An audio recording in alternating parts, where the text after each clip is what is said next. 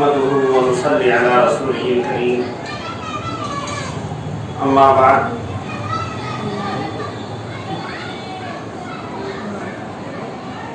محترم و مکرم عہدیدارین جمعیت علماء و اراکین منتظمہ، ہمارا یہ آج کا پروگرام یاد محبان وطن یا جشن آزادی کے نام سے موسوم۔ یہ پروگرام ہر سال مختلف نوعیت سے عوام الناس کے اندر منعقد کیا جاتا رہا ہے، اور اس پروگرام کی غرض مقررین اور ناظم جلسہ کی زبانی ہم سن چکے ہیں۔ اس سال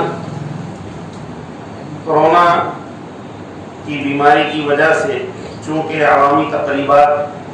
کی اجازت قانوناً نہیں ہے، مشورے کے بعد فیصلے کے مطابق ہم یہاں پر اس مختصر جلسے کی صورت میں پروگرام میں موجود ہیں۔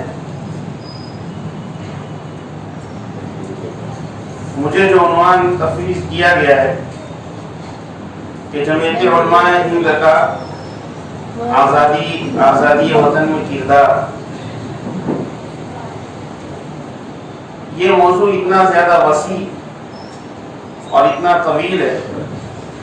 کہ اس پر اظہار خیال کرنے کے لیے ایک لمبا وقت چاہیے، اس لیے کہ جب ایسٹ انڈیا کمپنی نے دہلی کا رخ کیا اور پورے ہندوستان کو اپنی لپیٹ میں لیا، اور نہ صرف مسلمانوں کی اقتصادیات کو بلکہ مسلمانوں کے سماجی نظام اور خاص طور پر سیاسی نظام پر حملہ کیا، اس وقت حضرت شاہ ولی اللہ دہلوی رحمۃ اللہ علیہ نے اس بات کو محسوس کیا اور سب سے پہلے احمد شاہ ابدالی کو ہندوستان کی دعوت دی تاکہ یہاں سے عوام پر جو ظلم استبداد تھا اس کا خاتمہ کیا جا سکے، اور فقہ کلی نظام کے ذریعے سے انہوں نے اپنے بعد آنے والے علماء کرام اور شاگردوں کی ایسی بہترین تربیت کی کہ ان کے ذہن و دماغ کے اندر یہ بات رچ بس گئی کہ جب تک کہ اس ملک کے اندر صحیح طور پر عادلانہ، منصفانہ، انسانیت نواز اور خدمت خلق کے عنوان پر مشتمل اس طرح کی کوئی حکومت قائم نہیں ہو جاتی، اس وقت تک ہندوستان جو اس وقت بر صغیر کہلاتا تھا اور اس دنیا کے نقشے کے اوپر ایک بہت بڑا حصہ ہندوستان کے نام سے شامل تھا، اس وقت تک یہاں کی عوام کو چین و سکون نہیں ہوگا۔ یہ سب سے پہلے شخص ہے ہمارے اکابر علماء کرام میں، مشائخ میں، جنہوں نے ملک کے عوام کو کی ذہن سازی اس انداز سے کی، جیسا کہ ناظم جلسہ کی زبانی ہم نے سنا کہ حضرت شاہ عبدالعزیز صاحب نور اللہ مرقدہ نے فتویٰ دیا تھا کہ ان الہند صارت دار الحرب، کہ یہ ہندوستان اب دار الحرب ہو چکا ہے۔ دراصل یہ پوری کی پوری ذہن سازی فقہ کلی نظام کو پیش کرنے کے ذریعے شاہ ولی اللہ دہلوی رحمۃ اللہ علیہ نے فرمائی تھی۔ شاہ ولی اللہ دہلوی رحمۃ اللہ علیہ کا تذکرہ یہاں اس لیے بھی ناگزیر ہے کہ علماء دیوبند کا محور فکر نظر حضرت شاہ ولی اللہ دہلوی رحمۃ اللہ علیہ کی تعلیمات ہیں، اور علماء دیوبند نے اسی طرح جو مجاہدین آزادی تھے، جس میں علامہ فضل حق خیرآبادی اور علامہ جعفر تھانیسری اور اس طرح کے جو علماء کرام، خاص طور پر مولانا ثناء اللہ امرتسری، مولانا داؤد غزنوی، آج فی الحال جو مکاتب فکر ہندوستان میں پائے جاتے ہیں، جو پھر علماء دیوبند کہہ لیجئے، علماء بریلی کہہ لیجئے، علماء اہل حدیث کہہ لیجئے، ان تمام کی تمام کا محور فکر و نظر حضرت شاہ ولی اللہ دہلوی رحمۃ اللہ علیہ کی تعلیمات تھی۔ سب کے دلوں کے اندر حضرت شاہ ولی اللہ دہلوی رحمۃ اللہ علیہ کے ذریعے آزادی کا سور پھونکا گیا۔ حضرت شاہ ولی اللہ دہلوی رحمۃ اللہ علیہ کے جو نواسے تھے، شاہ عبدالعزیز رحمۃ اللہ علیہ کے بھانجے شاہ اسحاق صاحب رحمۃ اللہ علیہ کے یہ تمام شاگرد، پھر اس کے بعد جو ان کے شاگرد تھے، جس کی وجہ سے ان لوگوں کو ہندوستان چھوڑنا بھی پڑا۔ بہرحال یہ فکر منتقل ہوتی رہی اور شاہ عبدالعزیز صاحب نور اللہ مرقدہ کا دور آیا، انہوں نے فتویٰ دیا اور اسی فتوے کے پیش نظر ٹیپو سلطان شہید رحمۃ اللہ علیہ نے اپنے ملک کو، جس کو سلطنت خداداد میسور کے نام سے جانا جاتا ہے، اس کا ایک نظام اس طرح بنایا جو پورا کا پورا اسلامی مملکت کی اصول اور قواعد پر مشتمل تھا۔ بعض کہنے والے یہ بھی کہتے ہیں کہ حضرت سید احمد شہید جو در حقیقت شاہ ولی اللہ رحمۃ اللہ علیہ کی سیاسی ونگ کے ایک زبردست سپہ سالار تھے، اور اس کے جو فوجی تھے شاہ اسماعیل شہید اور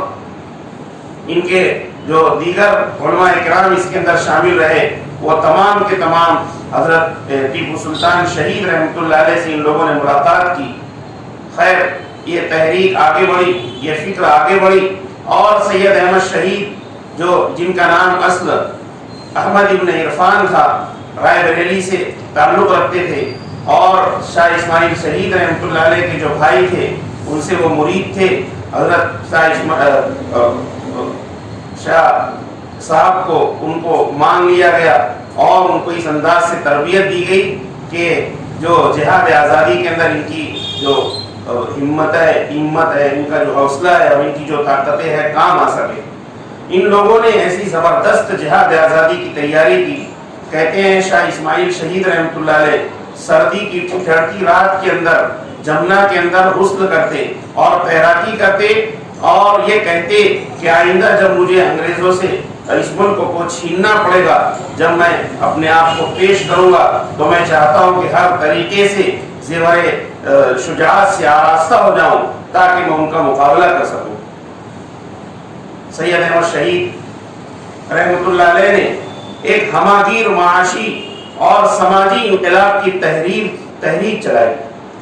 آپ نے قافلہ تیار کیا اور اس قافلے کا مقصد یہ تھا کہ یہ پورے ہندوستان کے اندر گشت کرے، اور ہندوستان میں گشت کر کے مسلمانوں کے اندر دو جذبے کو بیدار کرے، ایک جذبہ اور ایک جذبہ جو ہے جہادی ہو، جس کے ذریعے سے ہندوستان آزاد ہو۔ یہ ایک حقیقت فراموش نہیں کرنی چاہیے کہ سید احمد شہید رحمۃ اللہ علیہ کا دراصل نظریہ یہ جمعیت علماء ہند کا نظریہ ہے، اور مسلمانوں کے اندر جو بیداری پیدا ہوئی وہ دراصل اسی نظریے کے ذریعے سے ہوئی۔ میں اپنی بات کے آخر میں انشاءاللہ وہ پیغام بھی عرض کروں گا جس پیغام کے ذریعے سے ہماری علماء دیوبند کہہ لو، جمعیت علماء ہند کے اکابر کہہ لو، یا اور جو ہمارے مشائخ نے اور مسلمانوں نے جو اس تحریک آزادی، جہاد آزادی کے لیے اپنی قربانیاں پیش کی، دراصل اس کی سب سے بڑی وجہ وہ یہ تھی کہ ان کے اندر مذہبی جذبے کو بیدار کیا گیا۔ ان کو بتایا گیا کہ قرآن و حدیث کی تعلیمات کے اندر غلام رہنا یہ بہت بڑا جرم ہے، اس لیے کہ ایک انسان صرف اور صرف اللہ کا غلام رہ سکتا ہے، وہ کسی انسان کا غلام نہیں رہ سکتا۔ خاص طور پر ایسی کسی طاقت کا غلام ہونا جو اس مذہبی عقائد پر حملہ آور ہو، جو قرآن و حدیث کو ختم کرنے کا ارادہ کرتے ہو، جو مسلمانوں کے مذہب کو تبدیل کر کے عیسائی مذہب کے قبول کرنے کے اوپر ان کو آمادہ کرتے ہو، اپنی پوری طاقت مسلمانوں کی معاشی اور سماجی اور مذہبی جو ہے اس کو تشخص کو ختم کرنے کی جو ہے پوری طاقت اس کے اندر صرف کرتے ہو، ایسی طاقت کے خلاف ہم کو مقابلہ کرنا ہے۔ سید احمد شہید کا ایک قافلہ آگے بڑھا اور عظیم قربانیاں دیتے ہوئے جہاں بھی یہ جاتے وہاں ایمان و اخلاق اور اصلاح و تربیت کا پیغام عام ہو جاتا اور آزادی کے ولولے کو زندہ کرتا۔ بالآخر یہ قافلہ بالاکوٹ پہنچا، جہاں پر مجاہدین آزادی نے ایک جنگ لڑی اور اس جنگ کے اندر 1813 کے اندر 13 مئی جمعہ کے دن 300 جیانوں کے ساتھ شاہ اسماعیل شہید رحمۃ اللہ علیہ نے اور سید احمد شہید رحمۃ اللہ علیہ نے جام شہادت نوش کیا۔ بظاہر یہ تحریک دب گئی، لیکن اس تحریک کے اس میں شہادت کے بعد قافلہ واپس آیا اور اس کے بعد 2 عظیم مرکز بنائے گئے۔ ایک مرکز پٹنہ میں بنا جس کی قیادت جو ہے مولانا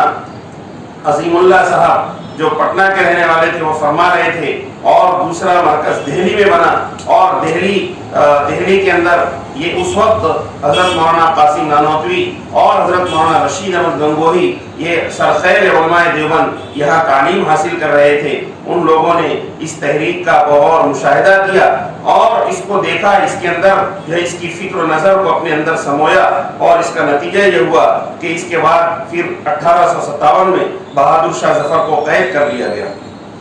بہادر شاہ ظفر کو قید کرتے ہی پورے ہندوستان میں کوہرام مچ گیا، اور ہمارے اکابر نے جیسا کہ ابھی آپ نے سنا کہ 2 مرکز بنائے گئے۔ شاملی کا مرکز بنایا گیا، شاملی کے مرکز سے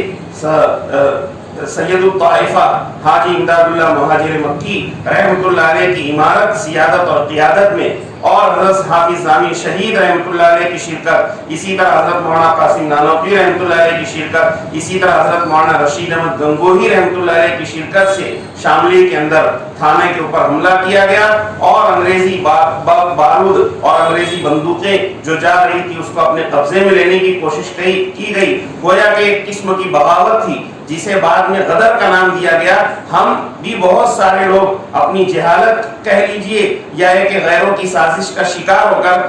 بہت سارے قلمکار جو مسلمان ہیں اور اپنے آپ کو بڑا محقق بھی سمجھتے ہیں، وہ لکھ دیتے ہیں کہ 1857 کا غدر، 1857 میں ان لوگوں نے حکومت کے خلاف جو بغاوت کی، خدا کی قسم وہ غدر نہیں بلکہ جہاد آزادی کا ایک حصہ تھا۔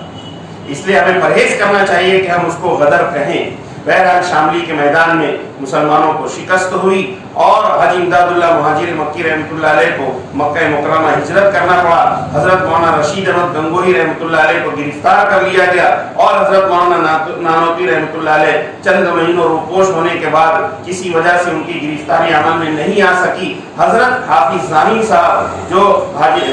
امداد اللہ رحمۃ اللہ علیہ کے پیر بھائی تھے وہ شہید ہوئے، اور اس طرح اور بھی بہت سارے لوگ شہید ہوئے، یہاں تک کہ اب اس تحریک کا رخ یہ ہوا کہ مسلح جہاد کی بجائے لوگوں نے حکمت عملی مرتب کی، اور پھر دارالعلوم دیوبند کا قیام عمل میں آیا۔ دارالعلوم دیوبند کے قیام کے لیے جس وقت میٹنگ چل رہی تھی دیوبند شہر کے اندر، اس وقت حاجی سید عابد حسین صاحب جو قطب ابدال کا درجہ رکھتے تھے، حالانکہ امی تھے، پڑھے لکھے نہیں تھے لیکن بڑے اللہ والے تھے، انہوں نے حضرت مولانا یعقوب صاحب نانوتوی جو حضرت مولانا قاسم نانوتوی رحمۃ اللہ علیہ کے بھانجے ہوتے ہیں، ان اور دارالعلوم دیوبند کے پہلے صدر المدرسین ہیں، ان کو کہا کہ انگریزوں کا پنجہ گڑتا جا رہا ہے اور بڑا مشکل نظر آتا ہے کہ انگریز اس ملک کو چھوڑ کر کے چلا جائے۔ لیکن حضرت مولانا یعقوب نانوتوی رحمۃ اللہ علیہ نے جواب دیا، انہوں نے کہا کہ نہیں، اب بغیر کسی جنگ کے اور بغیر کسی مزاحمت کے ہندوستان آزاد ہو جائے گا، اور راتوں رات کے کسی حصے کے اندر انگریزی حکومت ہوگی، لیکن رات کے اسی حصے کے اندر انگریزی کی حکومت ختم ہو جائے گی۔ اسی دیوبند سے جو ہے جمعیت العلماء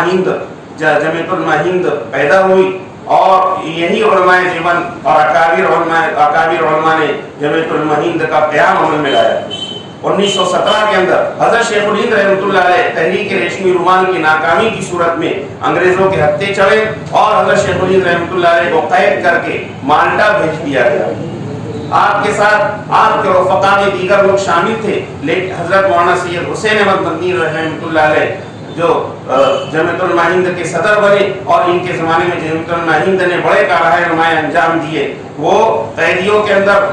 شامل نہیں تھے، لیکن حضرت شیخ الہند رحمۃ اللہ علیہ کی رفاقت قبول کرتے ہوئے حضرت مولانا سید حسین احمد مدنی رحمۃ اللہ علیہ بھی مالٹا کی جیل میں گئے، اور آپ کے ساتھ آپ حضرت شیخ الہند کے شاگرد حضرت مولانا عزیر گل صاحب، جن کو املا کی غلطی سے عزیز گل بھی پڑھ دیا جاتا ہے، حضرت مولانا عزیر گل اور حضرت مولانا سید حسین احمد مدنی، یہ دونوں حضرات حضرت شیخ الہند رحمۃ اللہ علیہ کی معیت میں مالٹا کی جیل میں 3 سال 2 مہینے اور 23 دن قید رہے۔ یہ لوگ وہاں پر موجود تھے۔ علماء دیوبند خاص طور پر حضرت شیخ الہند رحمۃ اللہ علیہ نے جو انجمن ثمرۃ التربیت یا نظارۃ التربیت یا جمعیت الانصار جو قائم کی تھی، اس کے جو ارکان تھے خاص طور پر حضرت مولانا ابو المحاسن سجاد بہاری رحمۃ اللہ علیہ کی قیادت میں یہ علماء پریشان رہے اور فکر کرتے رہے کہ تحریک کی جو صف اول کے قائدین تھے وہ گرفتار ہو چکے ہیں، اب ہندوستان کے اندر اس تحریک کو کیسے جلا بخشی جائے اور اس تحریک کو پروان چڑھایا جائے اور ہندوستان سے انگریزوں کو بھگانے کی کوشش کی جائے۔ تو چنانچہ بہار کے اندر مدرسہ عربیہ بہار شریف جو بہار ریاست کا ایک شہر ہے، بہار ریاست کا ایک شہر جو بہار شریف کے نام سے ہے، اسی بہار شریف شہر کے اندر ایک مدرسہ عربیہ جو پرانا اور قدیم مدرسہ تھا، وہاں پر بہار کے علماء خاص طور پر ابو المحاسن مولانا سجاد بہاری، مولانا سید سلیمان ندوی اور اس وقت کے بلا کسی تفریق مسلک علماء کرام کو وہاں پر جمع کیا گیا۔ پھلواری شریف کی خانقاہ کے جو شیخ المشائخ تھے قادری صاحب وہ بھی وہاں پر جمع ہوئے، دیگر علماء کرام نے جمع ہو کر کے مجلس علماء یا جمعیت علماء کا بہار کا قیام کیا اور پھر اکٹھا ہو کر کے وہاں سے عوام کو لوگوں کو ابھارنے کی کوشش کرتے رہے، یہاں تک کہ 2 سال کے بعد خلافت کانفرنس دہلی کے اندر منعقد ہوئی۔ اس خلافت کانفرنس کے اندر جو اکابر شریک تھے اس میں سے خاص طور پر 19 نومبر 1919 کا دن تھا اور خلافت کانفرنس جاری تھی، اس میں حضرت مولانا سید ابو المحاسن سجاد بہاری، حضرت مولانا سید سلیمان ندوی، حضرت مولانا مفتی کفایت اللہ دہلوی اور حضرت مولانا احمد سعید دہلوی، حضرت مولانا سید محمد میاں صاحب، ان اکابر نے یہ تجویز مولانا ابو المحاسن سجاد بہاری جو اس وقت جمعیت علماء بہار، ابھی جمعیت علماء ہند قائم نہیں ہوئی ہے، جمعیت علماء بہار یا مجلس علماء بہار کے قائد تھے، روح رواں تھے اور اس وقت آزادی کی جو ہے قیادت کر رہے تھے، جنگ آزادی کی، ان کے سامنے تجویز پیش کی کہ کیوں نہ پورے ملک کے اندر جمعیت علماء ہند کا قیام عمل میں لایا جائے۔ چنانچہ ان کی اس تجویز کے اوپر آمنا و صدقنا کہہ کر 12 علماء کرام جس کے اندر یہ لوگ سر فہرست تھے اور اس کے بعد پھر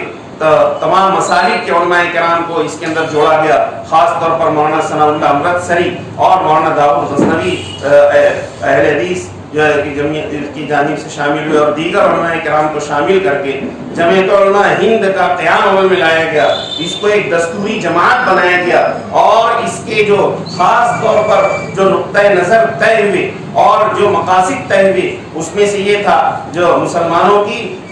سماجی اور معاشی تشخص اور معاشی خصوصیات کا تحفظ، اسی طرح دینی اور ایمانی خصوصیات کا تحفظ اور خاص طور پر اس ملک کے اندر جہاد آزادی کو دوبارہ فروغ دینا اور اس ملک کے اندر جہاد آزادی کو شروع کرنا اور آزادی کو نصب العین بنایا گیا۔ چنانچہ جمعیت علماء ہند قائم ہوئی۔ اس کے قیام کے بعد 1 سال کے بعد ہی 1920 کے اندر حضرت شیخ الہند اور حضرت مولانا سید حسین احمد مدنی اور حضرت مولانا عزیر گل اور جتنے اکابر جو حضرت شیخ الہند رحمۃ اللہ علیہ کے ساتھ مالٹا کی جیل میں قید تھے وہ رہا ہوئے اور رہا ہو کر ممبئی میں ان کا شاندار استقبال کیا گیا۔ اسی سال چند مہینوں کے بعد امروہہ کے اندر 1920 کے اندر جمعیت علماء کا اجلاس منعقد ہوا۔ اس جمعیت علماء کے اجلاس کے اندر خاص طور پر مولانا ثناء اللہ امرتسری کی تحریک پر حضرت مولانا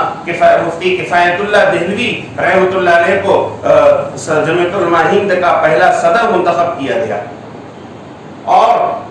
اسی اجلاس کے اندر تحریک ترک موالات کا خاکہ پیش کیا گیا۔ ہم اور آپ سنتے رہتے ہیں کہ تحریک ترک موالات کیا ہے۔ تحریک ترک موالات کے اندر 5 نکات طے ہوئے۔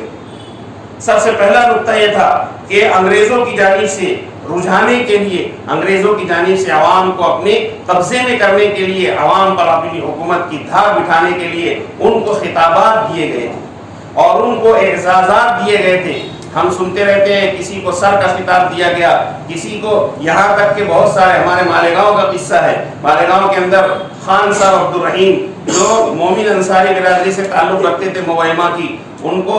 خطاب دیا گیا اس کی وجہ یہ تھی کہ یہ اس وقت جو ہے ان کے معاون و مددگار حکومت کے تھے، اس لیے ان کو خان کا خطاب دیا گیا۔ اسی طرح جو خطابات تھے، کسی کو سر کا، کسی کو خان کا، اور پتہ نہیں کیسے کیسے کیا خطابات دیے گئے، وہ تو تاریخ کے اندر ہے۔ بہرحال خطابات اور اعزازی عہدے دیے گئے، اعزازی عہدے دیے گئے۔ ہندوستان کی حکومت بھی اس نے تنگ نظر حکومت ہے، اس نے تو اعزازی عہدے دینا بند کر دیے، لیکن ہم پہلے سنتے تھے کہ بمبئی کے اندر ایک عہدہ چلتا ہے شیرف آف بمبئی، جو بمبئی کا سب سے بڑا آدمی ہوتا تھا بزنس کے اعتبار سے یا کسی اور اعتبار سے سماجی، اس کو شیرف کا عہدہ دیا جاتا تھا۔ اسی طرح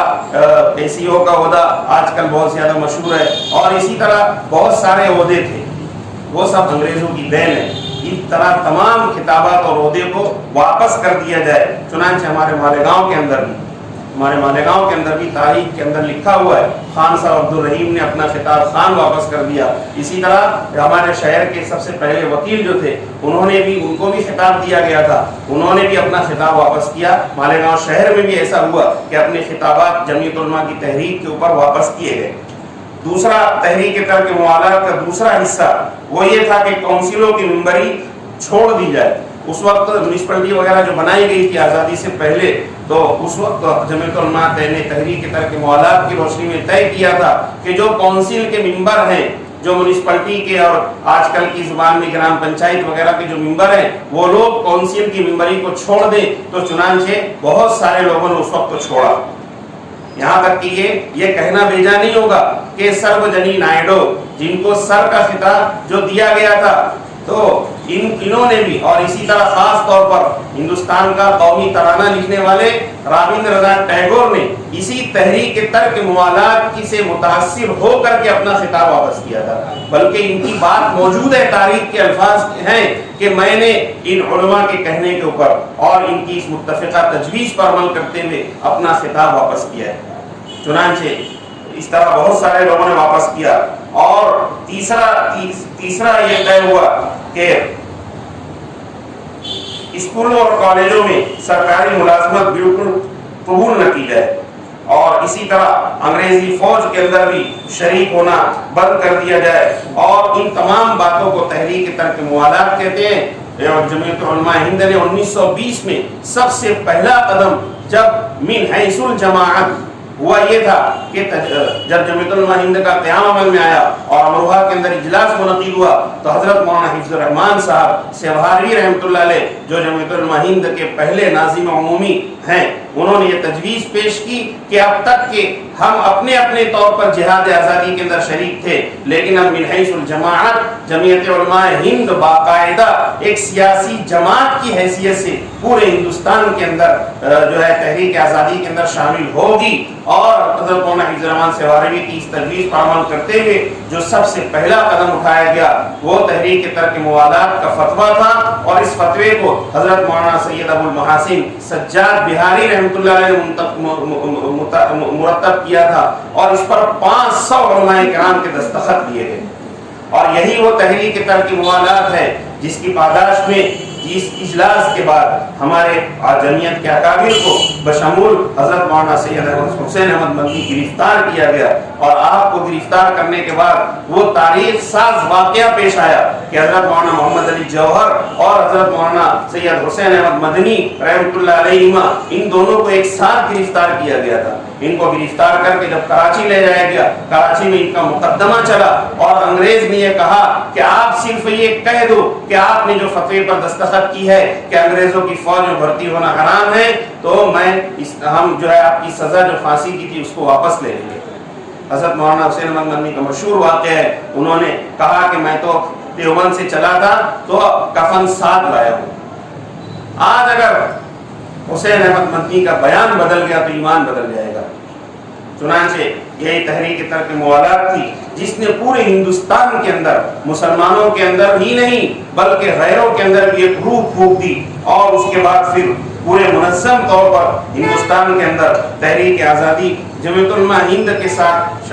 شروع ہو گئی، اور جمعیت علماء ہند کے زیر اہتمام اس تحریک کو پروان چڑھانے کے لیے حضرت مولانا سید حسین احمد مدنی رحمۃ اللہ علیہ کو پورے ہندوستان کا امیر الجہاد اور پورے ہندوستان کی تحریک کا قائد متعین کیا گیا۔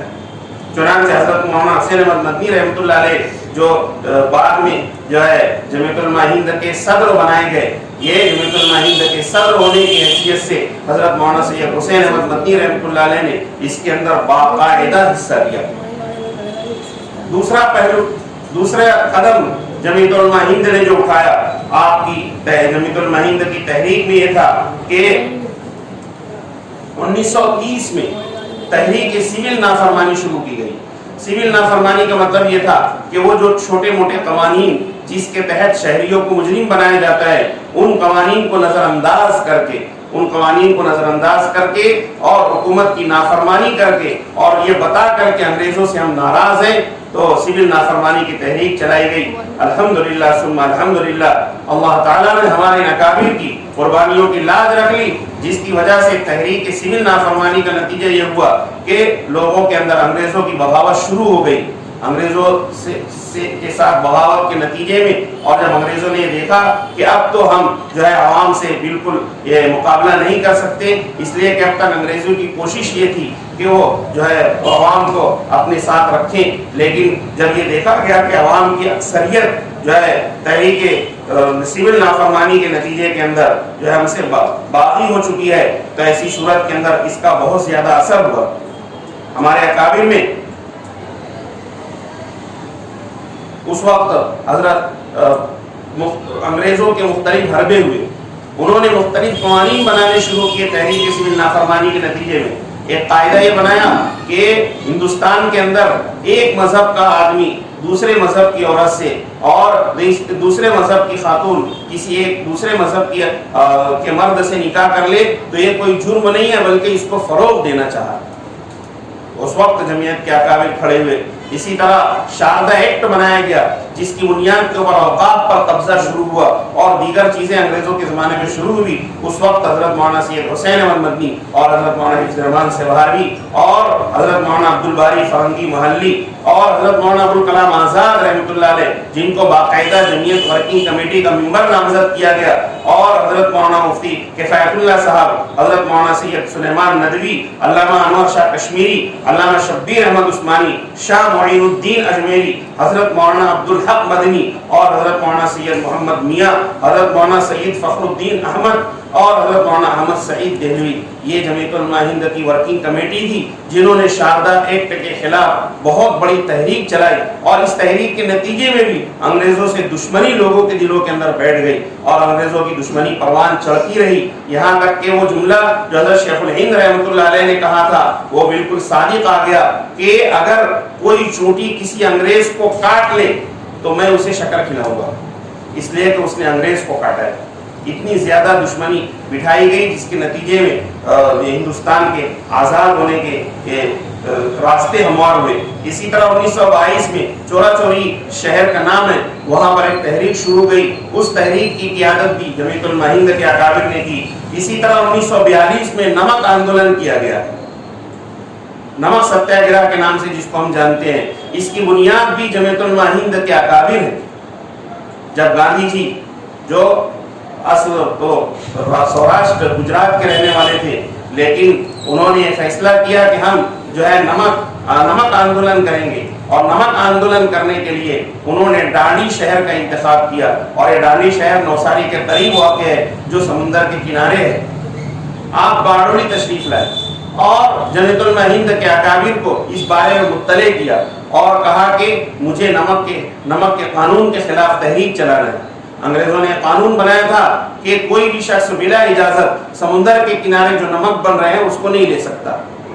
लेकिन चूंकि सिविल नाफरमानी का तहैया कर चुके थे हमारे अकाबिर, इसलिए नमक आंदोलन किया गया, सत्याग्रह किया गया। उसी गर्ज से गांधी जी अपने रफ़क़ा के साथ बारडोली तशरीफ लाए।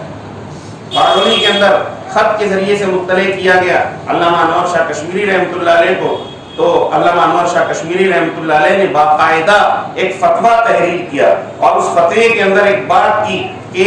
नमक, पानी, हवा और जंगल की जो दरख्त और घास फूस है, ये सब जो है ये मबाह आम है।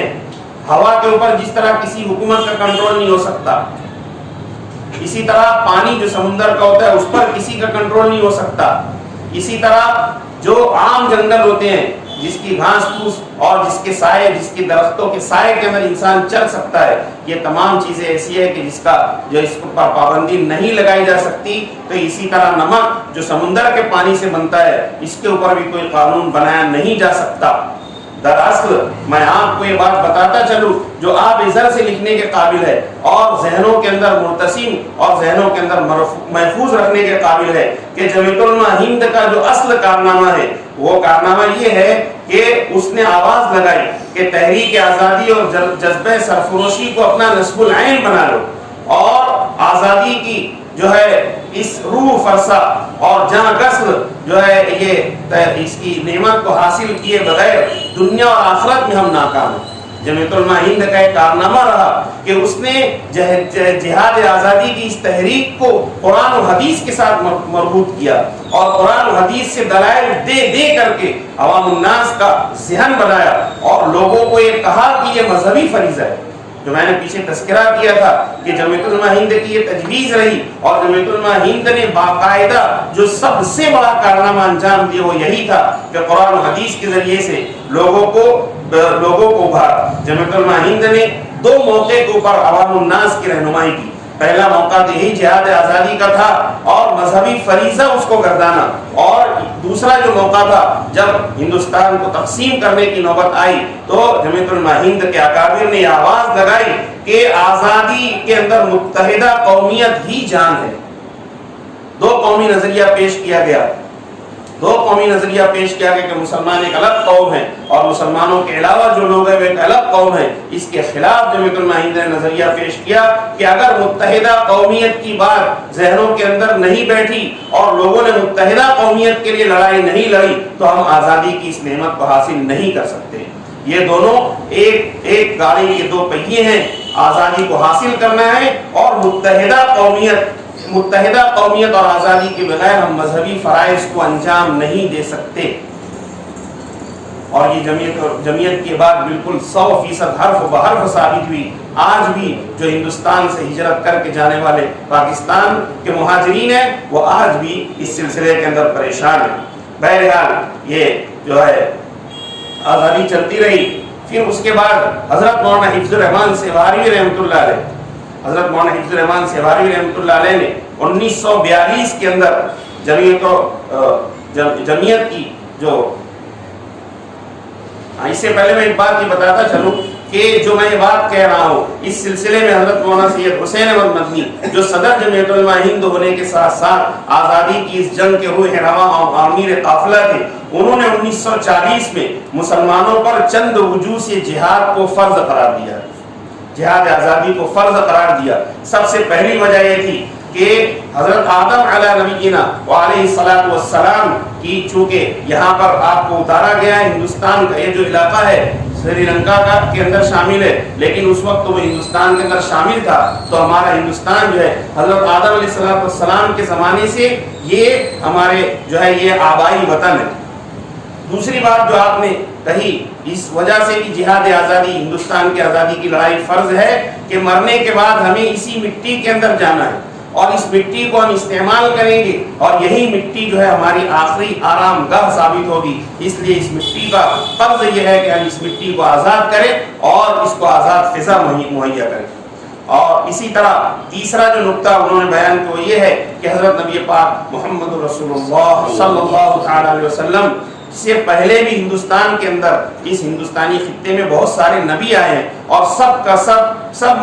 مذہب دین اسلام تھا. اس لیے ہم اسلام کے ماننے والوں پر ایک ذمہ داری بنتی ہے کہ اس سرزمین کو آزاد کریں. اور چوتھا نقطہ جو انہوں نے بیان کیا تو وہ یہ تھا جو بہت مشہور و معروف ہے کہ انگریزی حکومت نے مسلمانوں سے اقتدار چھینا تھا.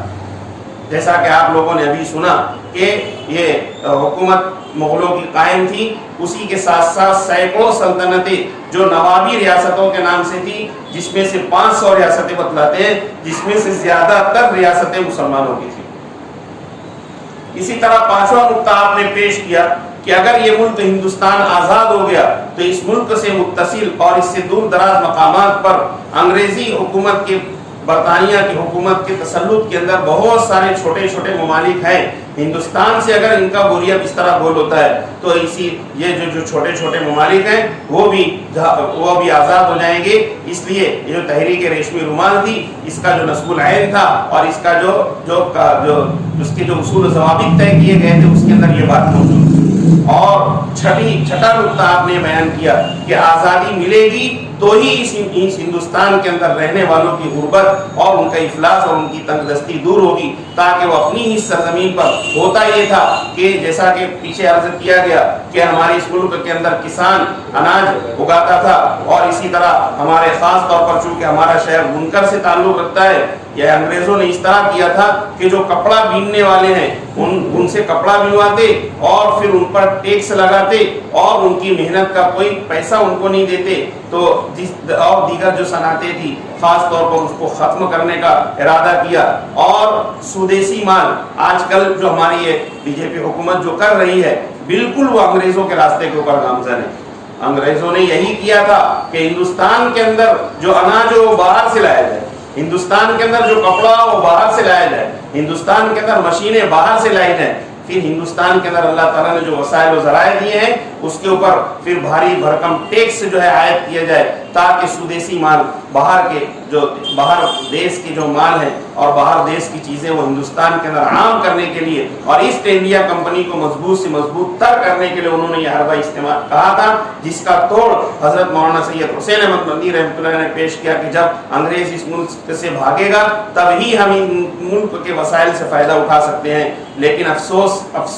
73 سال کے بعد آج کی جو حکومت وہ پھر اسی راستے پر گامزن ہے کہ باہر کے ممالک کو ٹھیکہ دے کر اور باہر کے ممالک کو پوری ہندوستان کے اوپر قبضہ دے کر. آپ حضرات اس بات کو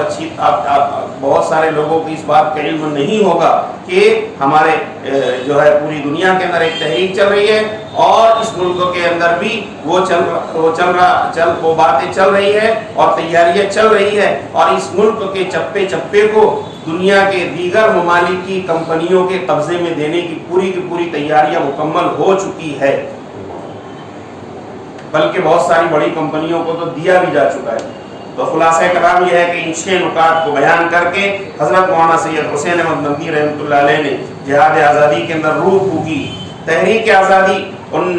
جب حضرت مولانا حفظ الرحمان سیواری رحمۃ اللہ علیہ نے جمعیت علماء ہند کی میٹنگ میں ایک تجویز رکھی اور حضرت مولانا حسرت موہانی رحمۃ اللہ علیہ نے اپنی تحریر کے اندر اس کی بھرپور تائید بھی فرمائی, اور اس نظریے کو انہوں نے پہلے پیش کیا تھا کہ ہمیں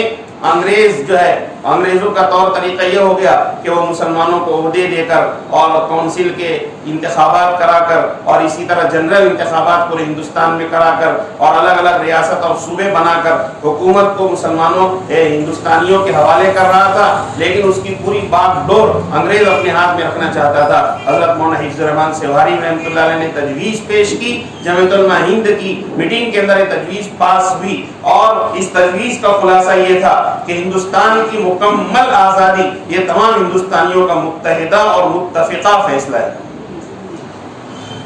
کانگریس اس کے بعد حضرت مولانا حفظ الرحمان سیواری چونکہ کانگریس کے بھی رکن تھے, انہوں نے کانگریس کی میٹنگ میں جا کر کے اس جمعیت علماء ہند کے متفقہ فیصلے کو پیش کیا. کانگریس نے بھی اپنا رخ اپنایا. اس سے پہلے کانگریس نے کبھی بھی اپنے یہ نظریہ نہیں بنایا کہ ہندوستان کی مکمل آزادی چاہیے اور انگریز اس ملک کو چھوڑ کر چلے جائے, جسے جو ہے کوئٹ انڈیا کے نام سے یاد کیا گیا, انگریز ہندوستان چھوڑو تحریک. حالانکہ گاندھی جی کے نام اس کو منسوب کیا جاتا ہے, اور اسی طرح ہندوستان کے اندر کانگریس کے ایک بڑا کارنامہ اس کو بتلایا جاتا ہے, لیکن حقیقت یہ ہے کہ جمعیت علماء ہند کا یہ نظریہ ہے کہ اس نے کوئٹ انڈیا اور ہندوستان چھوڑو تحریک پیش کی. بس اس تحریک کے سامنے آتے ہی جو ہے وہ پورا ہندوستان گردش میں آ گیا اور انگریزوں نے بوریا بستر لپیٹنا شروع کر دیا.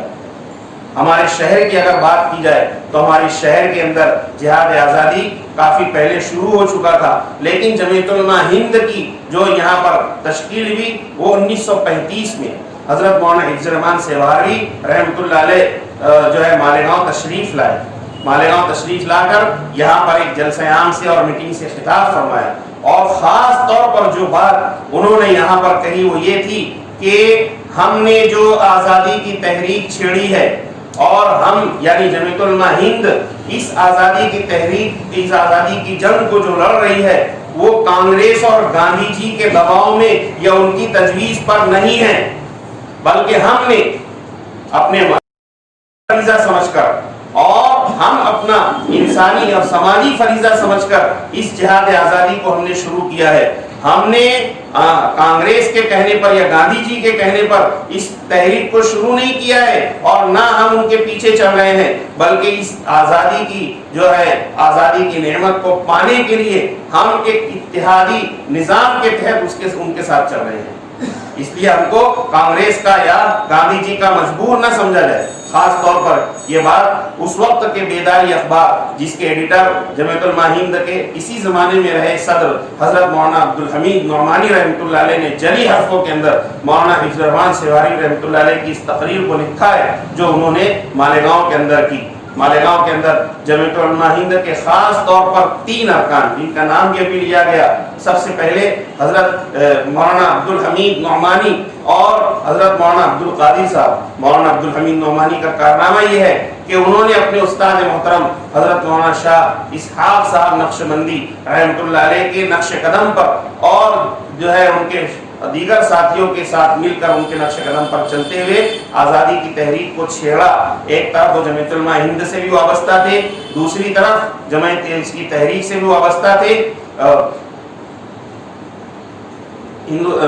مالیگاؤں کے ایک وکیل کے گھر کے اندر خفیہ میٹنگ منعقد ہوئی۔ اس خفیہ میٹنگ کے اندر مولانا عبدالحمید نعمانی رحمۃ اللہ علیہ نے جمعیت کا پیغام لوگوں کو سنایا اور بتایا کہ ہم اس تحریک آزادی کے اندر کس طرح حصہ لیں۔ اور جب انگریزوں کو اس کی خبر لگی تو انگریزوں نے 250 روپیہ اس زمانے کا جرمانہ اور کچھ دن کی قید بامشقت میں حضرت مولانا عبدالحمید نعمانی کو گرفتار کیا اور اس اعتبار سے جمعیت علماء ہند کے ایک رکن ہونے کی حیثیت سے مولانا عبدالحمید نعمانی رحمۃ اللہ علیہ جیل گئے۔ دوسرے جو جمعیت علماء ہند جمعیت علماء کے مالیگاؤں کے صدر اور اسی طرح جمعیت علماء مہاراشٹر کے نائب صدر رہ چکے ہیں اور حضرت دارالعلوم دیوبند کے رکن شورا تھے، آل انڈیا مسلم پرسنل لا بورڈ کے اساسی رکن تھے حضرت مولانا عبدالقادر ابن حبیب اللہ رحمۃ اللہ علیہ، جو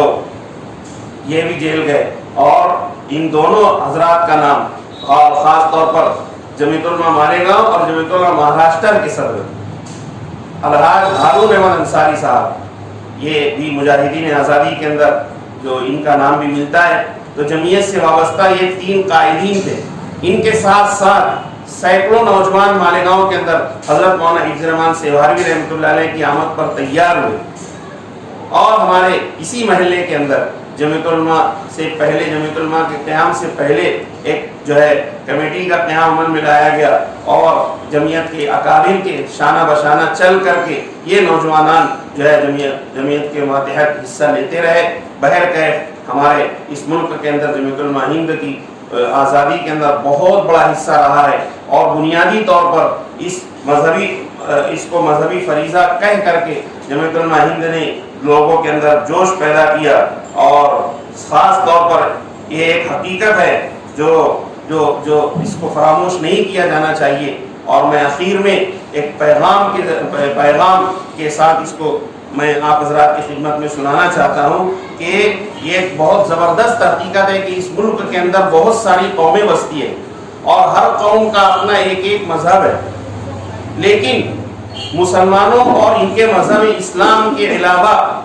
اور ان کے قائدین کے علاوہ کسی مذہب اور کسی قوم کے قائد نے اس کو مذہبی فریضہ کہہ کر کے لوگوں کے اندر اس کو نہیں ابھارا۔ یہ جمعیت علماء ہند کا قرۂ امتیاز ہے اور اسی طرح اس ملک کے اکابر کا کی ایک بہت بڑی خوبی اور ان کی بہت بڑی صلاحیت ہے کہ جہاد آزادی کو انہوں نے مذہب سے جوڑا اور مذہب سے جوڑ کر کے اس کی وجہ یہ ہے کہ عوام کے ذہنوں کی تعمیر کے لیے مذہب سے مؤثر کوئی اور ذریعہ نہیں ہو سکتا۔ 15 اگست جب ہم ہندوستان کی 73ویں یوم آزادی کو منا رہے ہیں، ہم مسلمانوں کو چاہیے کہ ہم تحریک سید احمد شہید جو تحریک بالاکوٹ کے نام سے مشہور ہے اور تحریک ایمانی کے نام سے بھی مشہور ہے اور جو ایمان کی باد بہاری اس وقت چلی اور انہوں نے سب سے پہلے جو کام شروع کیا وہ اپنے اندر ایک جذبہ ایمانی اور جذبہ دینی کو فروغ دینے کے ساتھ ساتھ جہاد آزادی کی تحریک شروع کی آج بھی اگر ہم اس ملک کے اندر چین سکون عزت اور عافیت کے ساتھ رہنا چاہتے ہیں اور اس ملک کو ظلم و ستم سے نجات دلانا چاہتے ہیں تو سب سے پہلا ہمارا کام یہ ہوگا کہ ہم اپنے آپ کو بدلیں، اپنے ایمان کا جائزہ لیں،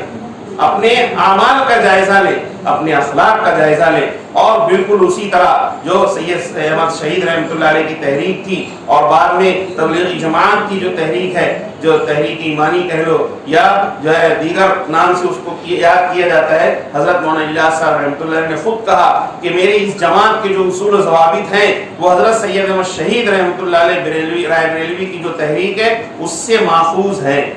چنانچہ ہمیں ایک طرف تو ہندوستان کو ظلم و ستم سے، ہندوستان کو جو ہے ناانصافی سے، ہندوستان کو فرقہ پرستی سے اور اس ہندوستان کو جو ہے ناانصافی سے آزاد کرانے کے لیے جو ہم قدم اٹھائے، اس سے پہلا جو قدم ہو وہ اپنی ذات پر ہونا چاہیے، اور اپنی ذات کی اصلاح اور اپنے اندر ایمانی بیداری کے ساتھ ساتھ اگر ہم اس ملک کی سماجی اور جو ہے معاشی خدمت کرنا چاہتے ہیں تو یہ اس ملک کے اندر ہی نہیں بلکہ پوری دنیا کے اندر ہمارے لیے ہماری کامیابی ہوگی۔ آخر میں حضرت مولانا سید ارشد مدنی دامت برکاتہم جو صدر جمعیت علماء ہند ہے، وہ بڑے تمطراق کے ساتھ اور بڑے جذبے اور بڑے ہی جو ہے وجاہت کے ساتھ جب اسٹیج سے جملہ کہتے ہیں کہ ہم ان لوگوں کی اولاد ہیں، ہم ان لوگوں کی اولاد ہیں جنہوں نے اس ملک کے لیے خون بہایا ہے، قید کیے گئے، جیل گئے، اذیتیں سہی ہیں، اور آج جو لوگ اقتدار پر ہیں وہ ان لوگوں کی اولاد ہیں جنہوں نے ملک کو بیچا ہے اور جنہوں نے جو ہے لوگوں کو درخواستیں دے دے کر کے غداری کی ہے ملک سے۔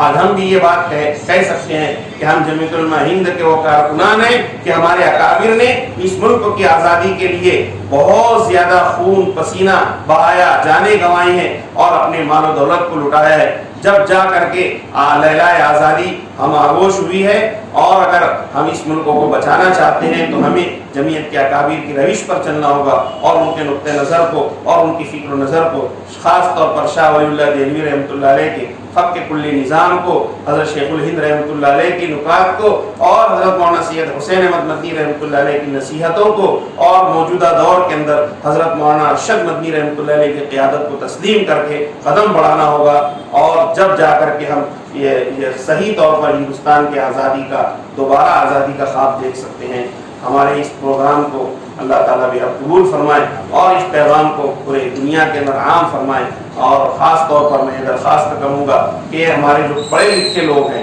نوجوان مرد خواتین، وہ جمعیت علماء ہند کی، دارالعلوم دیوبند کی اور اسی طرح دیگر تمام مکاتب فکر کے علماء کرام نے جو اس ملک کے لیے قربانیاں دی، اس کی تاریخ کو پڑھیں اور اپنے اندر عزم اور حوصلہ بیدار کریں، اور ہم جو ہے ایک درمیانی راہ کے اوپر آئے۔ جس وقت ہمارے پاس حکومت تھی تو ہم جو ہے احساس برتری کے اندر مبتلا تھے،